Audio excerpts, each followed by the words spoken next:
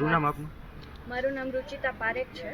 હું આ બિલ્ડિંગમાં 14 વર્ષથી રહું છું અને અમે લોકો કયા ગ્રાઉન્ડ્સ પર પહેલાં તો આ બધા પ્રોબ્લેમ્સ આવ્યા છે ને એનું કોઈ કંઈ વિધાઉટ એની ગ્રાઉન્ડ્સ કે કાંઈ અમને ખ્યાલ જ નથી કે શું કામ અમારી લાઇટ કાપી ગયા છે, શું કામ આ બધું કરવામાં આવ્યું છે.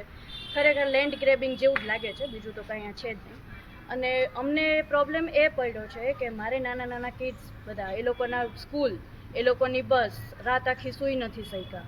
તો કેવી રીતે અમારું નોર્મલ અમારી જે લાઈફ છે કેવી રીતે અમારે આગળ વધારવાની હવે? તો હવે એના માટે હવે લાઇટ જલ્દી આવી જાય અને બધા સરખું પ્રોબ્લેમ બધા સોલ્યુશન આવી જાય તો વધારે સારું. તમે આ બાબતે કંઈ રજૂઆત કરી હતી અને શું જવાબ આપવામાં આવ્યો?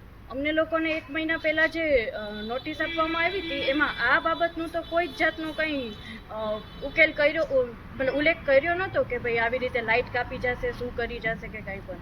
આ તો અમસ્તું જ અમારી સાથે વિધાઉટ એની ગ્રાઉન્ડ્સ એમ કે અમને હેરાન કરવા માટે જ આ વસ્તુ કરવામાં. લાઇટ કાપી ગયા પછી કંઈ રજૂઆત કરેલી છે કે એવું? હા કરેલી હતી. એ લોકોએ કોઈ જ જવાબ આપ્યો નથી. રાતના 2-3 વાગ્યા સુધી અમારા લોકોના બિલ્ડિંગના બધા જેન્ટ્સ લોકો છે કમિશનરના ઘરે ગયા હતા, કોઈ જ જાતનો જવાબ નથી આપેલો એ લોકોએ અને હજી સુધી લાઇટ આવી બી નથી. અને અમને લોકોને એવું કદાચ ચલો કહી દીધું હશે કે બપોર સુધી આવી જશે આ તે બધું, પણ હજી સુધી અહીંયા કંઈ થયું નથી. એટલે અમે લોકો બધા એમને જ છીએ અત્યારે. પાણી હવે જાવું જ છે એટલે હવે લાઇટ પાણી બધા વગરના અમે રહી જવાના છીએ.